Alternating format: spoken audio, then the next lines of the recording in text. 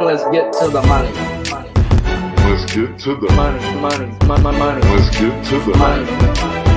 Let's get to the motherfucking money. Fuck the bookies, fuck the bookies. FTV screaming fuck the bookies, fuck the bookies, fuck the bookies, fuck the bookies, fuck the bookies, fuck the bookies, fuck the bookies. FTV screaming fuck the bookies, fuck the bookies, fuck the bookies. Middle finger in your ass screaming fuck the bookies. Woke up in the morning, grab my little black book. Yesterday can eat a dick, cause we lost by the hook. Can't win them all, so you never see me get shook. Today's a new day, the bookmaker's getting cooked. When I spot a dirty K, the 4 units getting played. Always find the value, I would never be afraid. Scary money don't win, but I'm not going all in unless I see a bet I love, then I put my balls on a bookie's chin. Let it all soak in, doubling my bread, winning money with my friends. If you got the itch and you wanna go big, follow Sharpie bets and you gon' really fucking win. This is not financial advice, it's entertainment. But if I find the right price, believe I'm parlaying it. You can see my spreadsheet, I'm winning, not just saying it. Profit in the green every week, I'm never negative. I can bet an ace or a shitty old picture. Pick the right spots cause I'm the K-Prop whisperer. Shut up when I'm speaking to you, finally get the picture. I'm the best in the world, tell me you getting richer. Fuck the bookies, fuck the bookies. FTV screaming fuck the bookies, fuck the bookies, fuck the bookies, fuck the bookies, fuck the bookies, fuck the bookies, fuck the bookies. FTV screaming fuck the bookies, fuck the bookies, fuck the bookies. Middle finger in your ass screaming fuck the bookies. Let's get to the motherfucking monies. Lord have mercy, I'm about to bust. Lord have mercy, we're back. Welcome to the Balking Dead, fellas, where there is no sleep for the wicked. Sure as fuck ain't been no sleep in this house, as I'm down 2 units since Monday. No excuses, I just gotta be better, period. With it being moving day, we do have only 5 pitchers to talk about, as I'm not trying to get involved in the Padres and Jays game. And on this show, we talk to pitchers I'm betting or the reasonings of me staying off. And the reasons why I'm staying off that Padres and Jays game is because I don't want to fuck around and find out. Yeah, there's some great spots on the board today, and I have not been as hot as I should be. So tail or fade, but I will turn this train back around. On this show, we will talk the first K-prop lines when available, but before that, we don't got to get to the K-props because it's Wednesday. And with it being Wednesday, guys, we start this show off with a bang. And if you're from England, it's called a home run, bud. But on this show, we like to call it Jack of the Day with Connor Mack. Well, see you later. What's good, my guy? Nice seeing you. It's Wednesday. That means we're halfway through the freaking week, baby. It is Wednesday. Need to make some money. It is always trash day around here, too. Trash day on Wednesday.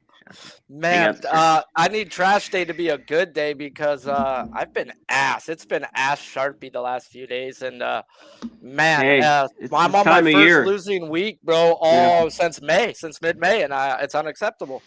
It's unacceptable.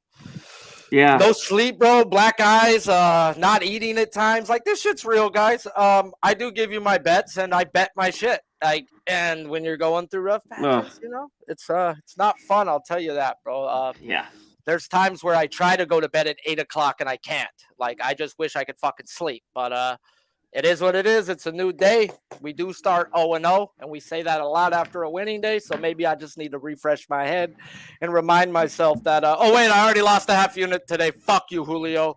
So, but we're on this show, baby, and let's get it rolling, bro. Appreciate you for showing up. If you guys haven't, do smash that like button, as it does help a lot. First game on the board you did want to talk about was the Padres at Blue Jays. What a coincidence. I don't want to back either of these pitchers. Who you looking at backing one of these boppers? Yeah, I don't really want to back them too, but I am looking at the Blue Jays. And Jose, I've had some problems with him in the past, but he's been very good at home. And I think the Jays could get it done, but we're not here for the sides or any of that bullshit. We're here for the Jack. And I'm going to, as much as, you know, Juan Soto's been hot, Machado has some good numbers. You can look that way. I don't mind it, as there could be some runs that way. This game's interesting, too. We just keep seeing runs right now, too. It's just kind of that mid-July. We see it. There's always a week or a couple days where there's just runs everywhere. But we'll see. I think there's runs here off Darvish, and we know how he is on the road. And there's a few guys in this Jays lineup that hit him well. And I'm going to a guy that I haven't go to a ton here, and that's Brandon Belt in the 3-hole. I'm still waiting on the lineup though, but I'm pretty sure he'll be in. He's 6 for 18 off Darvish all those years with the Giants. He's got a double, 2 home runs. So his jack plus 550. I'm on it. And you know what? I don't love, you know me, I don't really mess around with juice, but his only half a base is minus 130. So look that route, I think, with Belt. I think it's a perfect spot for him there. One last guy, if you want to look at, he was out. I think his son was born, something like that. It was Springer. He has good numbers too, 9 for 22, 3 homers. If you're looking for him as well, he's plus 550. And that is it in this one. Yeah, I was definitely looking at Darvish's K prop just to start. And then, like, when I went and looked, because I need lefties and I need whiff if I'm going to play me anything to do with Darvish. And Brandon Belt does lead the team in whiff percentage. So that's odd that this dude does have really good numbers versus that guy. So, you know, he will be in the lineup. And it just might be a Darvish pound day, bro. If this is the one guy he should strike out and he's got great numbers on him, oh, Lord, bro, there's a reason why I ran from old Hugh Darvish today, guys, and I'm glad that you got you some Brandon Belt today, bro, because like you said, the dude was a giant. How many times did he see him? A lot. So, yeah. Second game you did want to talk about today is the game I'm going to touch on as well, and that's the Mets at the White Sox, and I hope you're not picking on the pitcher I'm looking to back, but like I said, I've been fucking ass, so it might just be... I'm going to the White Sox here, and Luis or Robert Jr. And I got 4-1. You know, always that's my limit for my homer. And I was seeing if I could get a little bit more, but I don't know if I can. But you know, small sample size, 3 for 3 off Verlander. You know, and he's one of the main guys that I want to use because these White Sox, you know, they scored 10 runs last night. They could put up a goose egg. They've been so inconsistent this year. But his jack 4-1. I'm on it. And I looked at his 1.5. This is one. It was plus 115. But I want him in the middle order and his RBI at plus 145. There's certain spots. I did it today with Will Smith. Just a little bit more value, and you're going to hit in that 3-4 hole. And I think you can get a ribby. You know, Will Smith doubled. It would have cashed too. A lot of these correlate. You know, you cash them all when they go on. But his RBI 145, I'll take. And the jack at plus 100. Oof, sounds like a nice, hefty, beefy day. As the hitting props is what's been keeping the show rolling out this week because y'all been hot. So appreciate you guys because Sharpie ain't been hot. Gosh damn it. Third game, which is your last game, happens to be Giants at the Reds in the stadium that has allowed the most home runs in 2023. Yeah, more than Colorado, fellas. Who you looking at here? This one was tough. It's kind of just a flyer play because I think there's so many guys to pick from this Reds because of Stripling. He's only going to be in, see him probably one time. I doubt, too, he goes more than 3 innings. De La Cruz, Fraley, Steer, you know, Votto, hitter, Encarnacion Strand, the new guy, 3-run homer. And, you know, his numbers are, I think he's going to be a pretty good player, too. And he's in the lineup. Lineup is out. But I'm going to the guy who's been hit third, Matt McClain here. I got his jack plus 500. Just kind of a sprinkle here on his play because you could look a lot of, like I just went through that lineup. I think they scored some runs today. His 1.5 was around plus 105, plus 110, but small thing on his jack. And he's another guy down the line, not here, not with Bailey behind the plate, but I'd like to get his stolen base, and he hasn't had a bag in a while, but I don't know if he's swiping one off Bailey. But I took a little on his jack, just a little small ad on his homer plus 500. Man, sounds like we got us a nice little packed slate for you today. And the way it's been going, these hitting props is going to hit. So get in where you fit in. Find the one or two you like. You know, cash along with C-Mac with the pack, bro. Appreciate you, bro. I do appreciate you, as I know Wednesdays are the middle of the week, and nobody wants to get the fuck up in the middle of a Wednesday.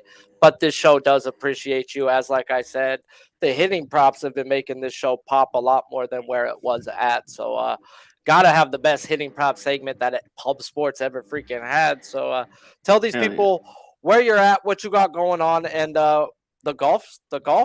It's fucking the Open. It's the Open. British Open. I'll have it out on Twitter, all my stuff later tonight. I'm pumped for it, and I'll see you tomorrow. Isn't your show already out as well, though, too, on Pub? What's up? It's out. Yeah, check it out. Go check it out, guys. Yeah, just about 35, 40 minutes. We get through it. I think we're gonna make you some money this week at the Open. At the Open, who's actually your favorite look for the Open?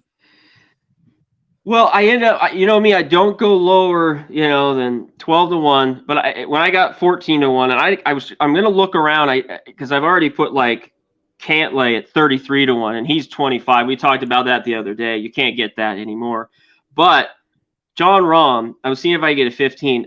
There's places with 14. If I 14-1, I'm gonna take him. He should not be. If he was just on a little bit more, he didn't play the Scottish Open. He's going to be plus 7-1, just like Rory is, who's red hot, and Scotty Scheffler. So definitely Rahm 14-1. See if I can get 15. But Cantlay, Morikawa, there's a few, Hatton. I'll have them all out, and I'll have 10s and 20s too, as well. All right. Can't guys, wait, my man. Make sure you're tuning in because, Open's where it's at, guys. There's only 4 a year, and you got to capitalize when the capitalizing is good.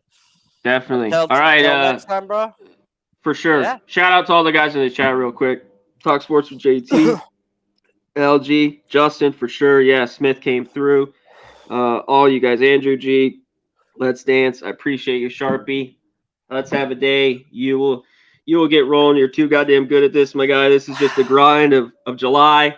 We're about to get red hot, and I'll see you tomorrow, my man.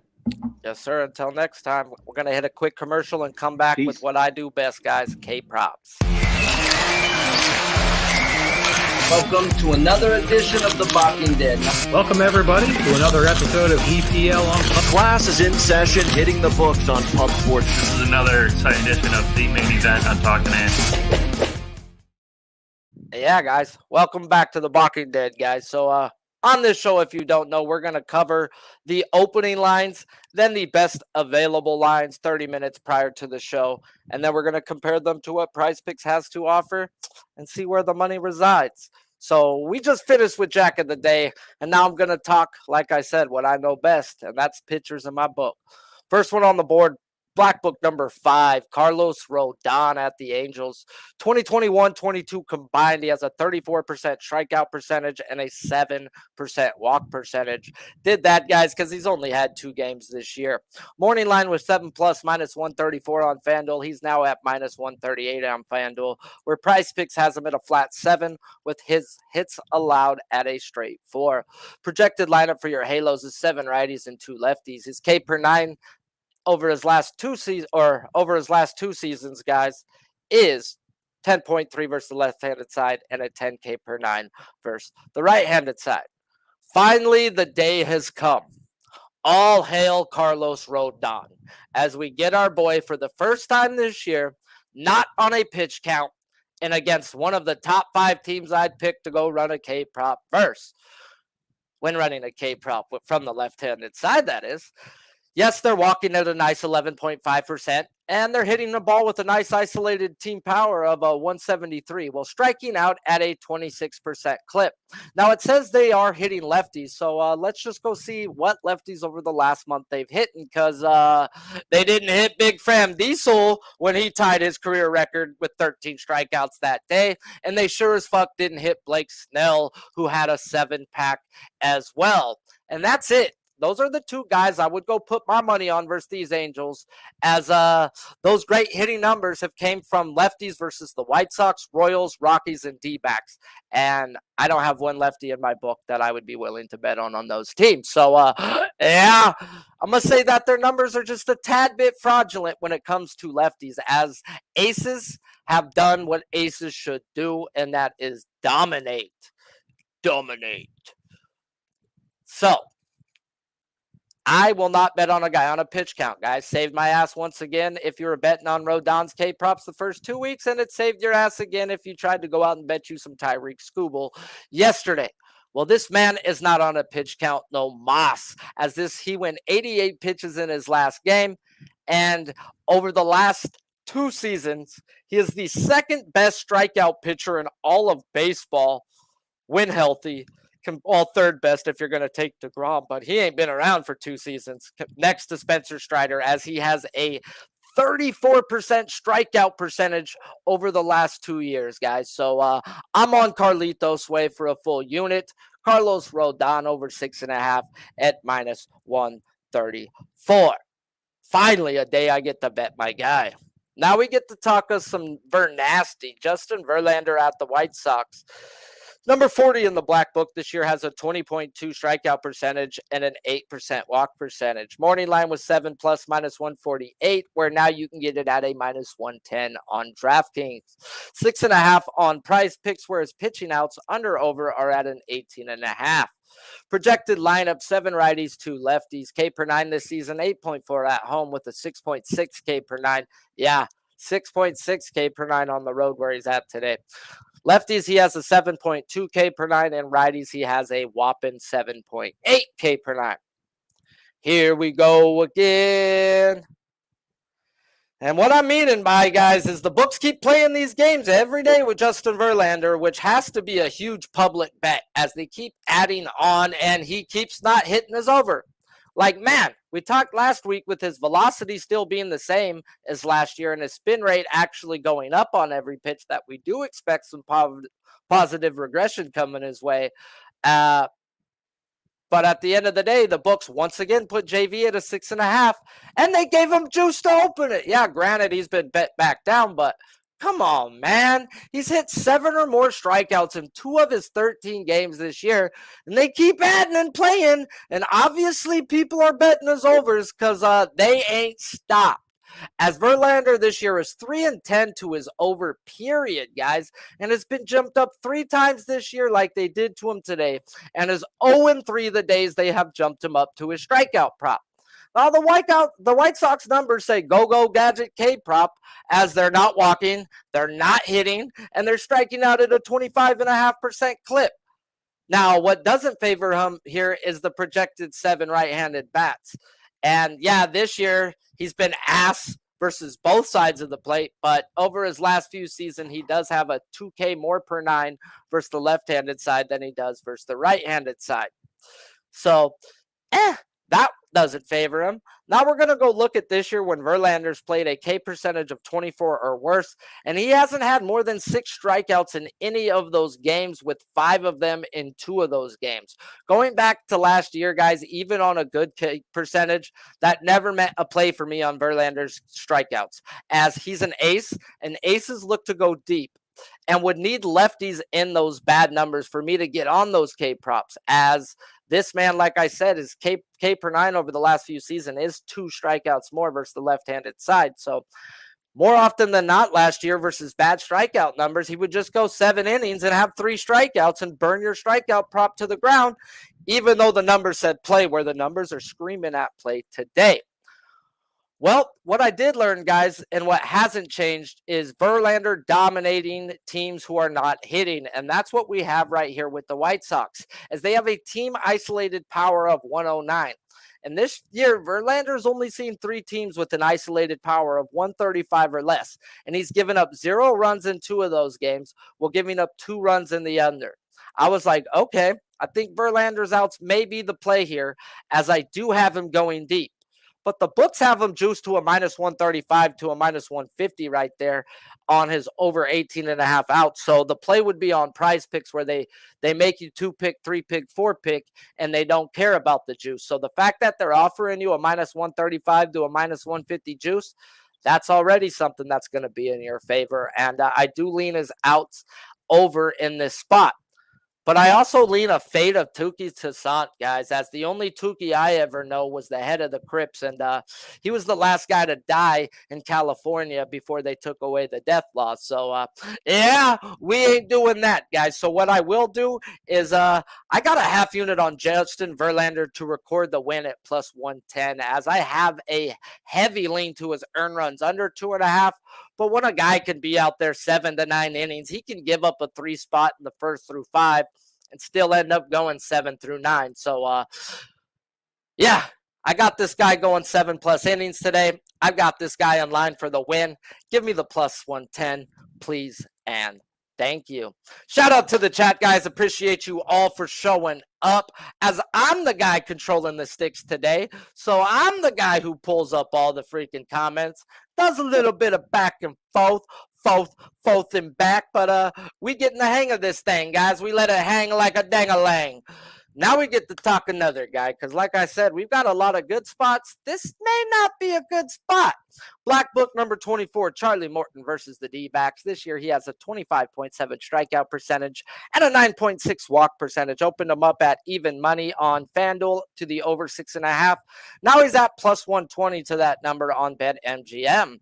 PrizePicks has him at a flat 6, whereas pitching outs under over are at a 17.5. Your projected lineup for your snakes are 5 lefties and 4 righties. K per 9 this season. Homie's got a 10.3 where he's at today, 9.6 on the road, where he's dominating the left-handed side with an 11.8 K per 9 and an 8.2 versus the right-handed side. Now we get to talk of some Charlie Morton versus the D-backs, where when we look at their overall numbers over the last 15 days, they match the actual projected lineups numbers for that time span. And they're walking at a nice 9.5%, and they're not striking out at a 21.6%, while hitting the ball with a team with a lineup isolated power of 175. So let's go see who they've seen in that time span that we would go put our money on. Chris Bassett went 6 innings, 2 earned runs with 5 strikeouts. Jose Barrios went 5.1 innings, 1 earned runs, and had 4 strikeouts himself. Mitch Keller went 7 innings, 0 earned runs, and only 4 strikeouts. And then Kodai Senga yopped their head off with 12 the day before Mad Max had himself 9. So I get Barrios and Bassett is neither one of them have a strikeout percentage of over 24% on the year. And the only one with a K percentage of 24% or higher that didn't hit was Mitch Keller, who that day was just throwing 2-seamers after 2-seamers after 2-seamers, getting ground balls, and went deep. If we look at the past history, Morton seen these boys on the road earlier in the year when we all know his strikeouts have fallen off a cliff on the road over the past few seasons. And he mowed them down with good old Uncle Charlie, going 7 innings with 9 punchies when the numbers were fucking almost identical to where they are at now. Say a no way, Jose, to a K prop. Except now we have Charlie Mimo at home, where he's handled lefties the same at home and on the road with an elite 31 strikeout percentage. But on the road versus right-handed batters, his strikeout percentage plummets to a disgusting 18.6%. Where at home where he's at today, he has a solid 24%. So yeah, call me crazy. I'm on Charlie Morton, as the numbers do say no. But he's shown me he can handle these boys, and now he gets them at home. So I did go a full unit on the over 6.5 at even money. And yeah, I know there is plus money now, and I do got to be better than that. I know I should have seen that coming and should have waited for the better price. As like I said, the numbers do say no in this, and the people who only look at numbers strictly would have bet that for me, and I could have waited to get the better number. I've already learned that with the overs to Kappa and get in there early, and I've learned this year as well, and I haven't paid attention to it as much. So shame on me for knowing better. Best on you guys for getting the better number. But at the end of the day, as long as he gets 7, I still get paid. And I think this guy goes out and dominate. Another thing that I have picked up on with this team is guys with a 25% strikeout percentage or more who throws that knuckle curve, that curveball, all have had 9 or more strikeouts versus this team, including Aaron Nola. So they do seem to have a problem with what Charlie Mimo does best, and that's that Uncle Charlie. Now we get into another guy in a beautiful spot. It's beautiful, man. It's a beautiful thing. Number 60 in the black book, Eduardo Rodriguez at the Royals this year. He has a 27% strikeout percentage and a 6% walk percentage. Open him up on FanDuel at 6+ minus 136, where it's now at a minus 148 on FanDuel, where PrizePicks has him at a flat 6, and his hits allowed are at a 5.5 on PrizePicks. Projected lineup for your Royals is 7 righties and 2 lefties. K per 9 this season. At home, he has a 10.3 K per 9. While on the road, he has an 8.8. Lefties, he's striking out at a 9 K per 9. While righties, a 9.6. We started this game yesterday talking we don't play guys on a pitch count, and we don't play Scooble in the division, man. That's a no-no. I learned that 1 year ago. I told you there were multiple guys who've seen Scooble who in the past history actually means something, and they got to him, and they got to him again, guys. Salvi Perez in 20-something at bats was betting 450. Some other guys were betting 330, guys. You got to pay attention to hitter versus batter stats. Anything over 15 is real, guys, and I don't care how good the pitcher's been. When some players got your number, they got your number. And I wouldn't have bet them inside the division. Like I said, that's a no-no. Like we said yesterday, we don't do that. I've learned that years ago. We take Tariq Skubal out the division. Well, this ain't Tariq Skubal. This is Eduardo Rodriguez. As he dick slapped the division when seeing them, as he has had 4 games this year. 2 of them versus the no-fly zone Guardians, where he never had less than 8 in those games. Played the White Sox, where he had a 6-piece in a game versus the Royals back on May 23rd, where Rodriguez did the damn thing again, putting up a 9-piece versus these Royals. And the books really do not know how to line Erod this year, guys, as he's only had 8 games due to injuries. He was a 4.5 2 weeks ago. So, yes, I do think this should be a 7.5, and some of these books have moved it to a 7.5, guys. But I was willing to pay the juice last night and get in, as this is a matchup from the baseball gods, as the Royals versus left-handed pitchers over the last month have been ass. And that's being nice. They're not walking with a team isolated power of 107 while striking out at a 29% clip. And you want some better news? When he faced these Royals on May 23rd, the Royals were the best team in baseball at not striking out to lefties. And by their numbers, they were hitting the shit out of the ball with a team isolated power of 170 while they were walking at a 12% clip. And Erod still put up a 9-piece versus good numbers. What the fuck is he going to do today? Ruh-roh, Shaggy. He gonna line him up and knock him down. That's what he's going to do, guys. And that's why I got a full unit on Eduardo Rodriguez over 5.5 at minus 136. Before we do get into the last person on the books today that we're going to talk about, if you guys want me to talk about anything else, let me know. Since I am in controls, it takes me a little extra time to turn stuff off, pop stuff on. So if you want me to talk a guy that I haven't touched on, I will give you my opinion. But remember, guys, opinions are like assholes and everybody has one. So smash the like if you haven't. And let's talk La Pareda, Luis Castillo versus the Twins. Number 22 in the black book. This year he has a 30.5 strikeout percentage with a 6.4 walk percentage.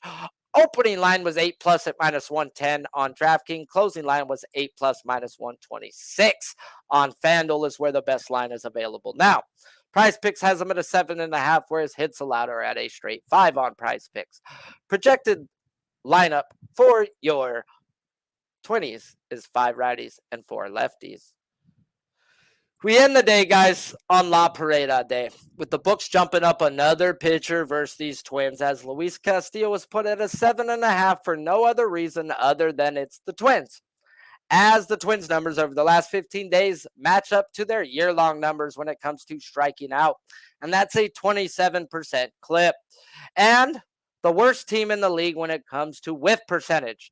And since May 1st, Castillo has faced 2 teams in the top 5 in whiff percentage, both in the division, where he had 8 or more strikeouts in every game, averaging 9 strikeouts a game.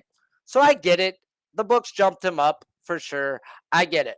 But we all know Sharpie 316, roll 34. I do not chase women or K-prop. So no matter the situation is, or no matter who the guy is. So as they delayed the Dodgers and O's games, I did have a half unit alt parlay that got burnt. And burnt in the first inning, that is, guys. So if I was to hook him up to anything, guys, the most I would go is to 7+, as that's the number he should be at, is the over 6.5. Or there's another way that I am looking at this, as this man has averaged 9 strikeouts a game in this spot, both versus teams he's seen in the division, who's seen him multiple times in his past. This team hasn't seen him, and this is the worst team in whiff percentage. And Luis Castillo has shined in these spots. So I am looking at maybe a quarter unit at his 9+ at that plus 155, as that's what this man has averaged in this spot. Or another spot I was looking to alt down was, if depending on the lineup, what I get for Verlander. That's another guy I would pull down as far as possible that I could, and that I would hook up to Castillo 7+ at a reasonable price. And that's depending on the lineup. So make sure you do have those lineups in. I mean, those lineups. Make sure you have those Twitter notification bells on, as I will tweet out any extra plays that I do add in, as I will not chase the 7.5. I would look to the 7, or put the 7 on anything you would like today, as this man should go out there and do the damn thing. As in, so should a freaking Woo, but first inning problems, man. That's just been my issue this week. When you go 30 pitches in the first inning, oh Lord, starting already behind the 8 ball, guys. And that's one reason why we can't bet guys on pitch counts. The fuck? What if they have a bad inning, like Scooble did yesterday? That did not guarantee him another game, guys. So once again, some rules are paying off. I'm missing by the hook a lot. Today's the day we turn this bitch around, guys. Today is the day. For those showing up for the recap, do me a favor and hit that like button, as it does help people find out about the best MLB prop show on God's green earth. We started the day with my favorite guy on the board today, a guy I finally got to bet this year, as his pitch count is gone. And that's Carlos Rodon for a full unit on his over 6.5 at minus 144. Then we got into Justin Verlander and how the books jumped his K prop up once again, and I don't play that, but I do see a good game, and Toussaint getting touched up. So I do have a half unit on Verlander to record the win at plus 110. Then we got into Charlie Morton versus the D-backs, and the numbers say no to a K prop. Well, I'm going to tell you to go hold old Charlie Mimo's beer, and I'm going to go over 6.5 at even money. Another for a full unit as well. Another great spot that we talked about was Eduardo Rodriguez at the Royals. And I'm on another full unit bet over 5.5 at minus 136. Where we finished the day was with Luis Castillo and how they jumped him up 1 strikeout again. And I get it, but I do not chase. And if I can't find a way to pull him down, then I shall let it be. But I will tweet out if I find a way with lineups out to get La Pareda down to 7 at a reasonable price. If you don't follow me on my YouTube page, go on over to Sharpie710, guys, as I will be dropping plays on the weekend. And I will also be dropping the before the show type plays, as I know we got a good following here. And I do appreciate you all trusting me with your hard-earned money, as I've been fucking just taking it away from you guys. So sorry about that. We got to turn this around, and let's talk about a few guys. Thoughts on Maeda. That's a guy that I don't bet, so that's one guy I just can't really give you thoughts on. If I don't bet the guy, that's just somebody that I will not even look into. He is going up against the team, as in the A's. You're going to need him to throw strikes. You're going to want whiff percentage. Go check how Maeda's done versus whiff percentage type teams. Teams in the top 10. Go over to StatCast, search MLB whiff and chafe percentage. It'll pull it up for you, and you could fucking you could hit the list, see at least the team averages, and see what he's done from there. And that's the way I would go attack a guy that I've never bet on personally, and see how he does in that those type of spots. So appreciate you guys all for showing up, guys. You guys are the real ones. As you already know, this show is sponsored by PrizePicks. If you haven't, go on over there and use that promo code Pub Sports, and you're going to get a match deposit up to $100, minimum of $25 on your first deposit. Until next time, I'm Sharpie's Bets. Our special guest today was Connor Mack Picks, and this show is on Pub Sports Radio. Some say we be pubbing. I say baseball gods, please, please. I'm about to bust. Lord have mercy, I'm about to bust.